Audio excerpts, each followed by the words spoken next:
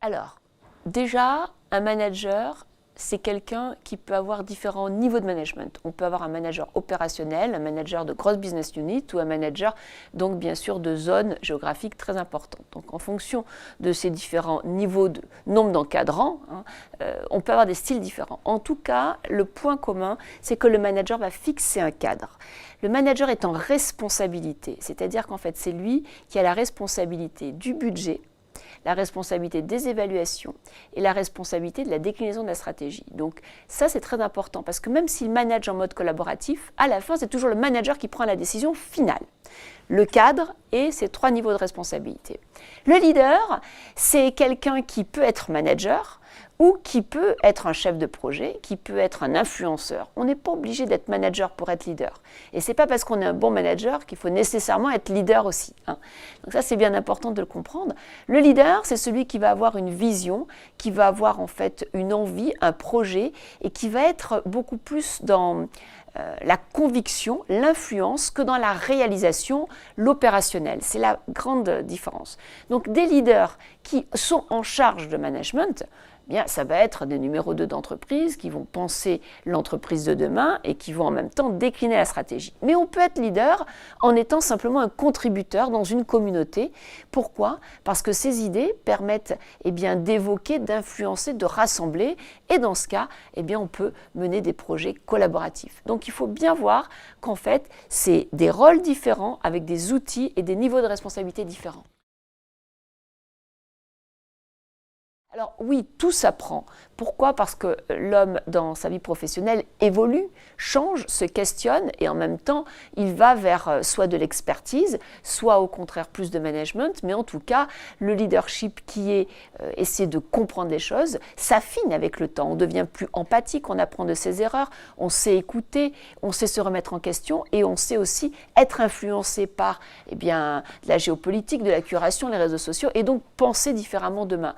Donc je pense que tout s'apprend, même si quand même être un leader au départ demande quelques caractéristiques personnalisées.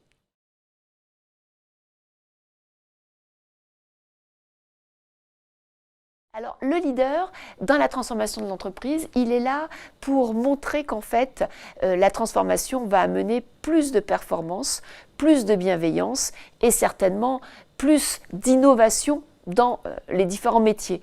Donc il est là pour imaginer des possibles positifs. Bien entendu, un leader est toujours positif, ça c'est quand même très important, mais surtout, il va ensuite essayer de rassembler des équipes qui vont aller vers sa vision.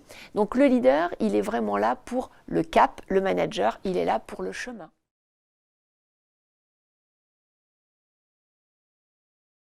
Alors je pense que ça se fait totalement naturellement. Vous avez des managers qui sont en même temps des leaders et des leaders qui sont dans des rôles un peu offshore sans être manager, tout en étant expert ou contributeur ou simplement… Vous savez, un jour, je faisais une étude de cas au sein du Learning Lab Human Change et on examinait des files d'attente et on s'apercevait qu'en fait, dans des personnes qui répondaient aux clients, c'était dans des services publics, vous aviez des leaders. Pourquoi ? Parce que tout d'un coup, il y avait tellement de monde dans le hall qu'une personne s'est levée et a décidé d'organiser la file d'attente en donnant à chacun des petits questionnaires pour savoir comment répartir et en étant à l'écoute des réclamations de chacun. Et en fait, elle a géré le problème en une demi-heure.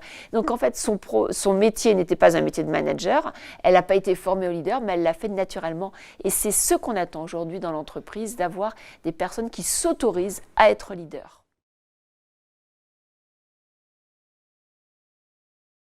Oui, bien sûr. Je pense qu'aujourd'hui, dans les styles de management, on est beaucoup plus dans la bienveillance et dans l'écoute de ce que chacun veut faire, même si, en même temps, on est sur de nouvelles règles d'organisation, des règles qui sont plus consensuelles, mais qui existent, parce que sans règles, c'est l'anarchie.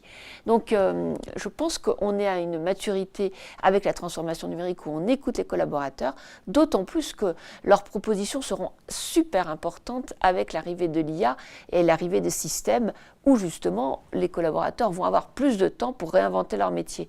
Donc il faut leur donner la parole, les écouter, et c'est quand on a des collaborateurs qui s'expriment, que nous avons des collaborateurs engagés, différents, de motivés. C'est beaucoup plus loin l'engagement.